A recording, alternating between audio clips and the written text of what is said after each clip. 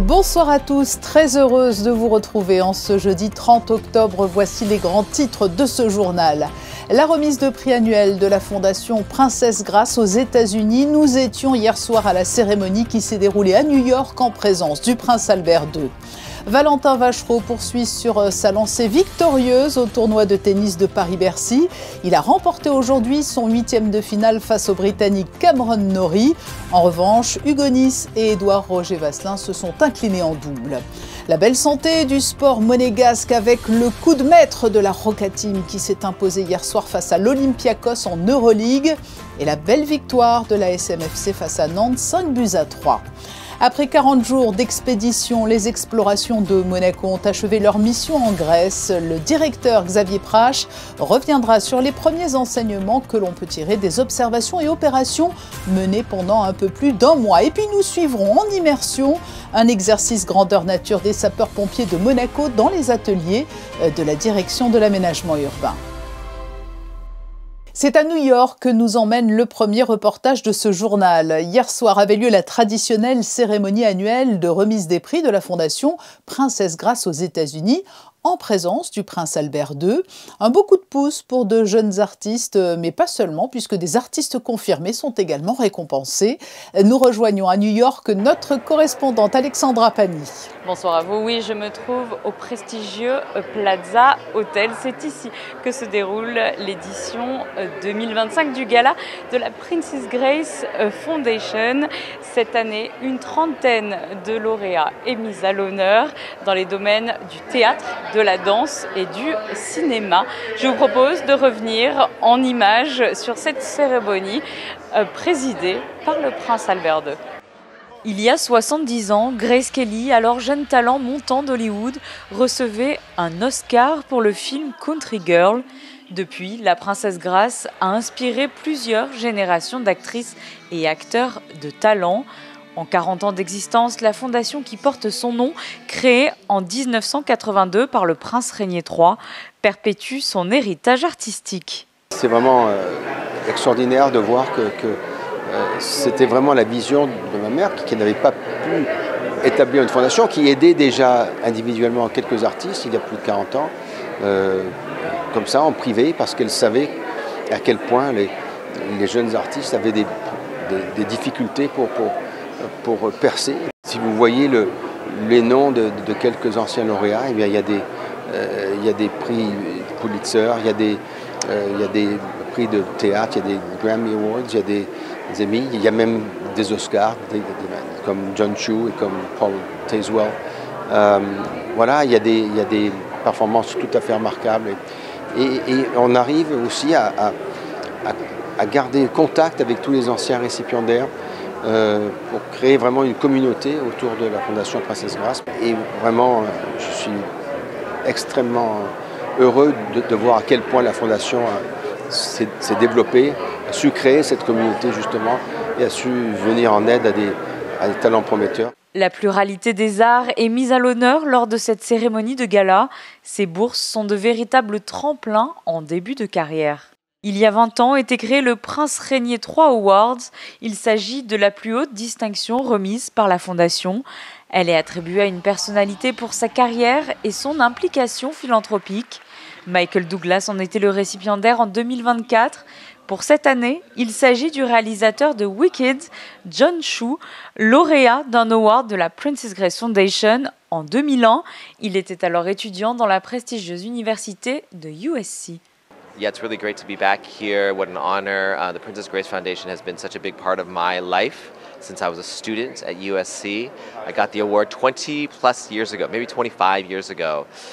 So it's crazy to be back and to get this honor.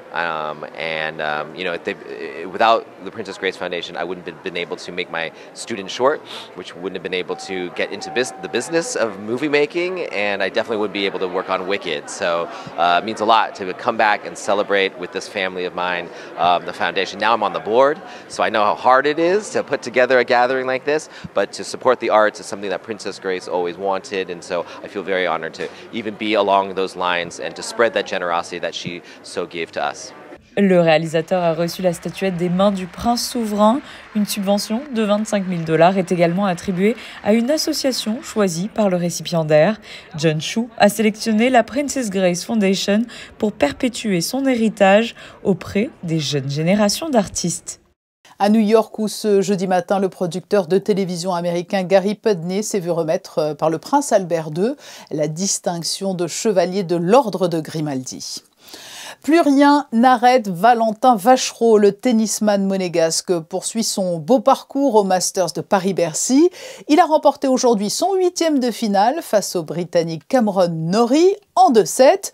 Alors qu'en double, Hugo Nys, malheureusement associé à Édouard Roger Vasselin, s'est incliné face à la paire Eliovara-Paten. Nous retrouvons à Paris nos envoyés spéciaux Jérémy Henry et Christophe Paco. Et Valentin Vachereau a fait chavirer de bonheur la défense Arena sur ce central qui lui appartient maintenant. Une place en quart de finale après un match parfaitement maîtrisé face à Cameron Norrie, le gaucher. 7-6 et derrière 6-4. Valentin continue sa belle aventure depuis Shanghai. Valentin engagé en quart de finale. Ses réactions sans plus tarder ici au retour à l'hôtel. Encore un quart de finale, le deuxième d'affilée en Masters 1000. On va essayer de continuer ça, faire une deuxième demi-finale de suite. Il y a eu un gros match aujourd'hui, c'était pas facile contre le gaucher, ce tie-break encore une fois. Ouais, non, un gros match aujourd'hui, vraiment gros match du début à la fin. Cameron, je trouve qu'il a très bien joué, c'est pour ça que je suis d'autant plus content de mon match. Tout le premier set, on a gardé nos services, lui servait très bien, moi aussi, ça a été chaud sur certains de mes jeux de service, mais j'ai trouvé mon meilleur niveau au tie-break en m'appuyant sur le public, donc j'ai tourné ça au meilleur des moments. Plus vous jouez contre des gros, et mieux ça vous va. À vrai dire, plus on joue contre les meilleurs joueurs, plus on progresse. Donc ce qui est bien, c'est que je progresse vite, j'apprends vite, j'apprends de jouer tous ces joueurs et j'essaye de me mettre à leur niveau et même au-dessus, de match en match, essayer de faire de mieux en mieux, donc c'est cool. Et on va essayer de continuer à faire ça pareil demain. On parle beaucoup d'un top 10 pour vous, là vous allez jouer un 10 justement, le numéro 10 actuel. Oui, donc Félix Auger-Aliassime demain. Qui se bat, qui est en course pour aller au Masters à Turin dans quelques semaines. Donc encore un gros match, de toute façon que des gros matchs, ça c'est sûr. Mais non, très impatient, ouais. Quel regard de vos adversaires dans le vestiaire? Parce que vous les connaissiez pas tous peut-être avant si? Moi aussi, en les regardant beaucoup à la télé et surtout en croisant beaucoup ceux qui habitent à Monaco et qui s'entraînent à Monaco. Mais donc j'en connaissais déjà quelques-uns. Maintenant, je pense que c'est sûr qu'il y en a d'autres qui commencent à me connaître. Et non, des très bons mots même des meilleurs joueurs, Alcaraz, Sinner.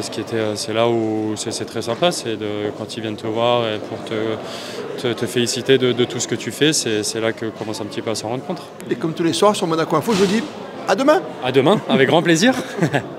Allez. La belle histoire de Valentin Vachereau continue après son Master de Shanghai, après un tour formidable contre Taylor Fritz en 3-7, une défaite face au grand américain. Il est là, il inspire beaucoup de confiance au staff monégasque, notamment à son entraîneur, son frère Benjamin Balleret, qui lui aussi a été happé par la presse après le nouveau succès de Valentin Vachereau. Oui, il y a évidemment la confiance, il surfe là-dessus, il est dans sa bulle, et voilà, il met les œillères, il y va, il joue match après match, on essaie de lui répéter ça, demain ça va être pareil, il va aller faire sa récup comme tous les jours, enfin voilà, il y a vraiment une routine qui se met en place, il y a aussi une notion de dire profite du moment, t'as rien à perdre à chaque match, voilà, quand tu perdras, tu seras en vacances ou on discutera pour la suite, mais en tout cas, voilà, pour l'instant c'est comme ça qu'on gère le tournoi et les matchs après match. Et petit bémol aujourd'hui dans cette journée magnifique pour Valentin Vachereau et son staff et la Fédération monégasque de tennis, la défaite en double, en 2-7 d'Hugo Nys avec son coéquipier Édouard Roger Vasselin. Mais Hugo Nys espère encore, pourquoi pas disputer, on ne sait jamais, le Masters de Turin très prochainement. Oui, on a un peu raté le coche aujourd'hui, on est 200 points derrière les derniers qualifiés au Masters. Donc on n'a plus trop notre destin entre les mains, mais on va aller à Metz la semaine prochaine, on ne sait jamais. Valentin nous donne beaucoup de bonheur, de motivation. Cette fin de saison qui n'est pas toujours facile physiquement, on peut pêcher un peu. Après, quand on voit Valentin dans la forme qu'il est, on se dit que tout est possible et il nous apporte beaucoup de fierté en tout cas. Il vous surprend ? Oui, il continue de me surprendre. De toute façon, voilà, jusqu'à ce qu'il soit top 5, top 3 mondial, il me surprendra. Il joue à un niveau exceptionnel. Maintenant, il m'épate aussi par sa capacité à gérer ses moments importants à chaque fois. Il les bat un par un, comme si c'était normal. Et ça, c'est épatant. La suite pour Monaco, c'est bien sûr Valentin Vachereau. Et demain, ce sera son quart de finale face à une vieille connaissance, Félix Auger-Aliassime. Ce sera bien sûr sur le court central ici à Paris. Et après la victoire de Valentin Vachereau, le sport monégasque se porte décidément bien. Hier soir, la Roca Team a réalisé une très belle performance en allant s'imposer face à l'Olympiakos au Pirée. Les basketteurs monégasques l'ont emporté 92-87 grâce notamment à un très bon match de Mike James et Alpha Diallo, auteurs respectivement de 23 et 27 points. En football, la SMFC a passé aussi une très belle soirée à Nantes. Les Monégasques ont battu les Canaries nantais 5-3 et s'emparent par la même occasion de la deuxième place du classement de Ligue 1 à un petit point seulement du PSG. Après plusieurs semaines en mer et des escales stratégiques en Grèce, les explorations de Monaco viennent d'achever leur mission 2025. Elle les a conduits à Athènes, puis sur plusieurs îles pour mener des initiatives destinées à renforcer notamment les liens entre sciences, diplomatie environnementale et sensibilisation du public. Nous sommes ce soir avec le directeur des explorations de Monaco. Bonsoir Xavier Prache. Bonsoir Patricia.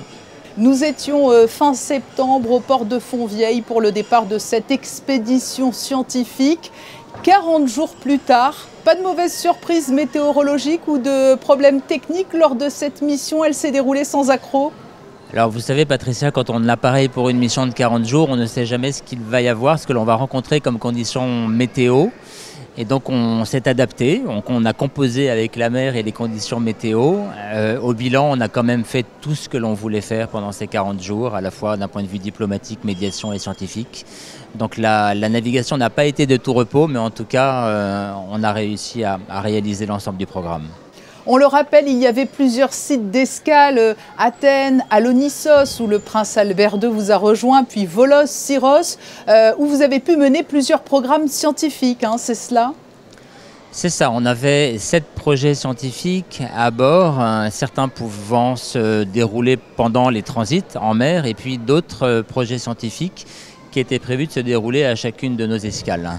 Et sur l'ensemble de ces projets, malgré encore une fois les conditions climatiques parfois un peu difficiles, on a pu vraiment les mener à terme, à la fois à base de plongée sous-marine et également à la base de prélèvements, d'observations. Et dans l'ensemble, tout s'est vraiment très bien passé avec des premiers constats qu'on sera amené à consolider dans les prochains mois, puisqu'on fera un rapport intermédiaire d'ici 3 mois avec nos scientifiques. Mais en tout cas, les premiers constats montrent, comme on l'imaginait, toute l'importance que peuvent avoir les aires marines protégées sur la protection de la Méditerranée et de la biodiversité. Alors, je crois notamment que vous avez pu identifier des espèces dites exotiques, hein. En effet, le projet ExoFishMed qui était mené par l'Université Nice-Côte d'Azur avait pour objectif de recenser ces espèces exotiques. Et on a pu constater que ces espèces exotiques dans le nord de la Grèce, donc à Alonissos et à Volos, dans le nord du golfe Pagazétique, ces espèces étaient relativement concentrées, rares. On en a eu 2 à Alonissos, une à Volos. En revanche, dès qu'on s'est rapproché du sud, donc de cette porte d'entrée que constitue le canal de Suez, eh bien, le nombre d'espèces exotiques a forcément augmenté. On a recensé 6 espèces exotiques potentiellement invasives. Et donc on voit bien que petit à petit, du sud vers le nord, ces espèces exotiques ont tendance à prendre leur quartier, on va dire, dans la Méditerranée. Et qu'en est-il de l'emblématique phoque moine dont l'espèce est menacée? Vous avez pu en voir? Le phoque moine était au rendez-vous de nos différentes navigations. Dans un premier temps, à Alonissos, vous le savez, le prince souverain est venu rejoindre la mission. Et durant le transit en mer, au large des côtes d'Alonissos, il a pu aller nager avec un représentant du centre responsable de la gestion et de la préservation du phoque moine. Et de loin, on peut observer une jeune maman, enfin plutôt une maman phoque moine avec son jeune petit. Et ça a été une rencontre assez exceptionnelle dans ces endroits très préservés qui sont contrôlés par des caméras pièges. Le souverain a vraiment pu se rendre compte que dans ces espaces protégés, cette espèce pouvait vivre, donner la vie également et ainsi assurer sa survie dans ces espèces protégées. Xavier Prache, la présence du prince Albert II y a contribué, mais on sait que l'une des ambitions, des missions de Monaco, c'est de contribuer aussi à une forme de diplomatie environnementale. Là aussi, l'objectif a été atteint. Alors, le prince souverain nous a fait l'honneur de venir nous rejoindre à Alonissos et à cette occasion, il a pu à la fois s'entretenir avec des autorités de haut niveau, le représentant du gouvernement hellénique était présent avec le ministère du Tourisme et le ministère de l'Environnement. Et puis le lendemain, à Alonissos, sur le terrain, le prince souverain a pu s'entretenir de manière très franche, très directe avec les parties prenantes du parc marin des Sporades du Nord, donc autour d'Alonissos. Et donc il a pu rencontrer à la fois des représentants des pêcheurs, les représentants des clubs de plongée, tous les parties prenantes de ce parc marin qui interviennent au quotidien. Oui, et vous avez touché une population extrêmement large, hein, puisqu'il y a eu aussi au gré des escales des enfants, des étudiants. À Athènes, on avait déjà posé l'exposition sur les aires marines protégées de Méditerranée dans une fondation, la fondation Evgenides, où un programme d'accompagnement pédagogique avait été organisé. Donc durant tout le mois d'octobre, des élèves des écoles sont venus visiter cette exposition. Et puis à chacune de nos escales, à Alonissos, Volos et Syros, on a accueilli les enfants des écoles. Au total, à peu près 400 à 500 élèves ont pu embarquer à bord du bateau. Et sur ce bateau, on y a développé des activités de médiation, à la fois des activités sur le plancton et puis une activité qu'on a appelé l'atelier Méditerranée, qui était un atelier créé par l'Institut océanographique et qui permet d'échanger sur les enjeux, sur les menaces, sur les engagements à prendre sur la Méditerranée. Et à chaque fois, je peux vous dire que le sourire des enfants était radieux et montrait bien que les messages passaient et qu'ils ressortaient de ces différents ateliers beaucoup plus riches qu'ils ne l'étaient en arrivant. Merci Xavier Prache d'avoir été notre invité alors que la mission Grèce 2025 des explorations de Monaco s'est achevée après 40 jours d'expédition. Merci Patricia. Au moins une fois par semaine, les sapeurs-pompiers de Monaco sollicitent des départements de l'administration ou des entreprises privées de la principauté pour réaliser des exercices grandeur nature. L'objectif étant de se former à toutes les situations et aussi, parfois, vous allez le voir, aux imprévus du terrain. Hier après-midi, ils intervenaient dans les ateliers de la direction de l'aménagement urbain. Reportage en immersion, signé Théo Schumer et Alexandra Paolini. Il y a deux personnes qui manquent à l'appel. Pour eux, c'est un exercice rituel, il n'y a que le lieu qui change. Aujourd'hui, les sapeurs-pompiers de Monaco ont rendez-vous à l'atelier mécanique de la direction de l'aménagement urbain pour ce qu'on appelle dans le jargon la préparation opérationnelle et l'avancement des personnels. Autrement dit, les sapeurs-pompiers en formation passent à la pratique pour s'entraîner à prendre leurs fonctions ou à monter en grade au sein des différents services du corps. On a beaucoup de partenaires en principauté de manière à pouvoir réaliser des manœuvres un petit peu partout et surtout des manœuvres diversifiées. Là aujourd'hui on a un feu de garage, ce matin on était dans un immeuble de grande hauteur, tout à l'heure nous étions dans un tunnel et le but c'est d'amener un maximum d'expérience à l'ensemble des stagiaires afin qu'ils soient le mieux armés possible dans leurs futures fonctions. Il y a un feu d'un véhicule à l'intérieur du garage. Pour réaliser cet exercice, c'est tout un scénario qui est mis en place. Aujourd'hui, on simule un feu de garage avec 2 blessés à secourir. Pour ce faire, des outils pédagogiques sont mis à disposition, notamment un générateur de fumée artificielle et un petit gyrophare pour être au plus près de la réalité. Après l'installation, l'exercice peut commencer. Une fois que l'alarme est déclenchée, parce qu'on a des détections au sein de ces bâtiments, le personnel de l'ADO appelle directement la caserne. On joue aussi cette phase d'appel. Ça permet aussi au personnel de l'ADO de tester leurs procédures en interne. Et une fois qu'on arrive, il y a cette prise de contact entre les sapeurs-pompiers et les personnels de l'ADO, de façon à pouvoir échanger, voir les différentes problématiques et permettre aux sapeurs-pompiers de s'engager le plus rapidement, le mieux possible, tout en prenant en compte les différentes victimes.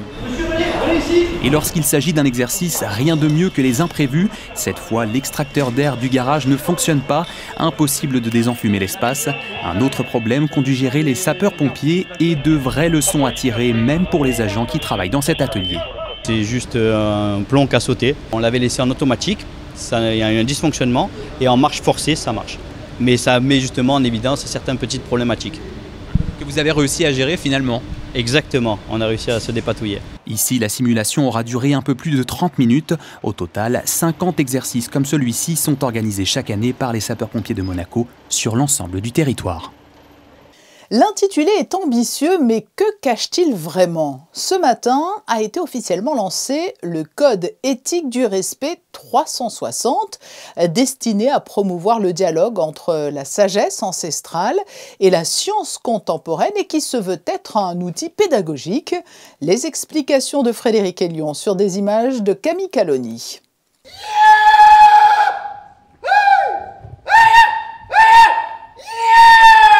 Le respect à 360 degrés, c'est reconstruire le lien entre soi-même, les autres et la Terre. Ce jeudi matin, l'hôtel Méridien Beach Plaza accueillait le sommet de la sagesse ancestrale. L'occasion de présenter le code éthique du respect 360 degrés, un protocole universel coécrit avec 7 gardiens de sagesse venus des 4 coins du monde. L'idée, c'est en fait prendre la voix des peuples autochtones aux 4 coins du monde, de faire une unification et de créer ensemble un protocole, un code éthique de respect et concentrer toute cette sagesse ancestrale des peuples originaires ici à Monaco. Aujourd'hui, on va ouvrir le premier code, le code sacré, le tout premier. Et en fait, l'idée, c'est de créer une collaboration avec les gouvernements, avec les universités. On l'aura ici présent l'université de Cambridge et nous sommes en train de travailler avec des collègues pour créer le premier centre de changement systémique et l'université de la Forêt. Ce code éthique relie la sagesse ancestrale des peuples gardiens, les avancées de la recherche contemporaine et l'engagement pour la guérison du vivant, une transformation intérieure et collective. Aquí estoy muy contento para cumplir una misión sagrada revelada por los espíritus de mi hermana Nahua Sia. Ella recibió la gran revelación de los 7 códigos de respeto al pie de un árbol sagrado del Samauma. Y hemos venido en colectivo a traer esa medicina. Muy simple, el amor. Ce sommet de la sagesse ancestrale a été organisé grâce au soutien du Conseil national de Monaco. L'implication du Conseil national était assez naturelle parce que bon, j'ai eu par hasard un peu la chance de connaître Isabella et de pouvoir la rencontrer. Elle a pu m'expliquer un petit peu sa vie déjà, qui est extraordinaire, et tous les projets qu'elle a, qui sont magnifiques. Elle nous a déjà conviés à voir un film, ce qui avait été très intéressant et était naturel puisque ça part de Monaco et que Monaco est toujours très impliqué dans la coopération avec plein de pays étrangers, que le Conseil national la soutienne dans ces œuvres-là. Ce sommet s'est terminé par une session de questions-réponses avec un seul but, réconcilier l'humanité avec la Terre. C'est une nouvelle adresse qui fait déjà parler d'elle. Chez Teva est un restaurant chaleureux où le goût du vrai s'invite dans chaque assiette. Un chef passionné et un restaurateur corse ont décidé d'unir leur savoir-faire pour offrir une cuisine authentique. Vanessa Dessy et Alexandra Paolini sont allées la découvrir pour vous. L'aventure chez Teva naît d'une rencontre depuis les bancs d'école entre un chef passionné et un restaurateur corse unis par la même quête d'authenticité. Ensemble, ils créent un lieu à leur image, vrai, chaleureux, sans artifice. Leur parcours nourrissent une cuisine inspirée, héritée d'une grand-mère curieuse des saveurs. Chez Teva, chaque plat prolonge cette histoire de transmission et de passion. On a voulu faire un lieu cosy, familial, comme à la maison. C'est pour ça qu'on a donné ce nom au restaurant, donc pour inviter les gens à venir comme s'ils venaient à la maison, comme s'ils venaient chez moi. Et donc on a voulu une cuisine qui est tout aussi chaleureuse, donc autour de produits de saison, cuisine du marché. On n'a pas de carte fixe, on travaille les produits au fil des saisons et au fil de ce qu'on reçoit des fournisseurs. On prend des classiques qu'on essaie de twister, de revisiter. Mais corse, oui, puisque la charcuterie de ma famille me tient à cœur et la bière également de Corse. Inspirée par leurs racines méditerranéennes, la cuisine de chez Teva célèbre la simplicité et le goût du vrai. Des plats faits maison élaborés avec des produits frais et des producteurs de confiance. Une cuisine française vivante, généreuse, où chaque assiette traduit l'amour du partage. En venant à Monaco, Teva m'a donné comme mission de faire que des plats traditionnels, on va dire parisiens. Donc en ce moment, on est sur la soupe à l'oignon, le gratiné à l'oignon. Et après, on a plein d'autres choses comme le tartare de bœuf. Mais vu qu'on est des jeunes cuisiniers, un jeune patron, on essaie un peu de remixer, toujours retwister avec des petits trucs qui viennent d'ici et là, des épices autour du monde, des herbes, un petit peu de kick avec des citrons noirs d'Iran, enfin plein de choses. Chez Teva se transforme aussi en lieu festif. Le restaurant accueillera prochainement des soirées DJ, mêlant ambiance conviviale et gastronomie. L'Espace 22 accueille une nouvelle exposition, celle de la pilote et artiste Isabelle Lindberg. Hier, elle a présenté une vingtaine de ses photographies dans lesquelles son message est de sublimer mutuellement les femmes et la nature. Le récit de Théo Schumer sur les images de Lionel Bernardi.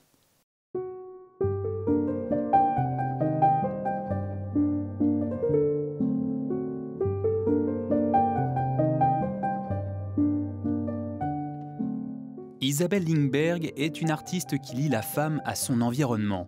Mais loin du cliché du mannequin au style urbain et branché, Isabelle choisit de se rendre dans des contrées reculées, de photographier des femmes locales et sans budget. Elle ne va pas prendre la top modèle et la faire venir en jet privé depuis Los Angeles ou New York. Son focus, c'est vraiment de travailler avec les femmes locales et comme je disais, elle les met dans des situations extrêmes, c'est-à-dire soit au Pérou, par exemple, à la montagne, c'est une hauteur de 5000 mètres, donc il fait très, très froid et côté oxygène, c'est pas si facile que ça. En Islande, par exemple, c'était aussi des conditions extrêmes, très très froid, moins 4 degrés. Et quand vous voyez les expositions, les œuvres, c'est des jeunes femmes qui portent juste une voile autour d'elles, parce que c'est un des symboles d'Isabelle avec lequel elle travaille. Isabelle Lindberg est la petite-fille de l'aviateur Charles Lindbergh, le premier à avoir relié New York à Paris sans escale en 1927, et c'est incontestablement cet esprit d'aventure et de découverte qu'elle a gardé de lui. À l'Espace 22, ces 2 séries de photographies s'intitulent « Entre les royaumes » et « L'esprit du vent ». Tout le message est dans leur nom. Le message, c'est d'abord déjà, chaque femme est vraiment très belle comme elle est, mais chaque femme, même si elle est modèle, elle a aussi des petits défauts, comme nous toutes. Ou tous, je dirais, les hommes aussi, hein. Personne n'est parfait. Et en même temps aussi de se retrouver dans la nature, de se focuser, de se concentrer sur les racines d'où on vient et de se réunifier avec la nature. Les œuvres d'Isabelle Lindberg sont à découvrir du 28 octobre au 9 novembre entre 11h et 19h à l'Espace 22. Ce journal touche à sa fin. Notez ce lancement d'une nouvelle pièce de 2 € sur la thématique du Marquisat des Beaux. Elle fait partie d'une collection de 2 monnaies commémoratives de 2 €, illustrant les principaux sites historiques Grimaldi de Monaco, à l'occasion du 10e anniversaire de ce réseau de promotion patrimoniale et touristique. Les 2 pièces frappées cette année correspondent aux titres portés depuis leur naissance par le prince héréditaire Jacques et la princesse Gabriella, respectivement Marquis des Beaux et Comtesse de Carladès. La mise en vente du Marquisat des Beaux se fera le 4 novembre via le site internet du musée des timbres et des monnaies. Nous nous quittons avec les photos de fin d'édition prises ce matin par Stéphane Dana lors du lancement du Code éthique du respect 360. Dans un instant, les prévisions météo. Demain à 19h, c'est Sarah Inkari que vous retrouverez pour un nouveau journal. Passez une très belle soirée sur Monaco Info.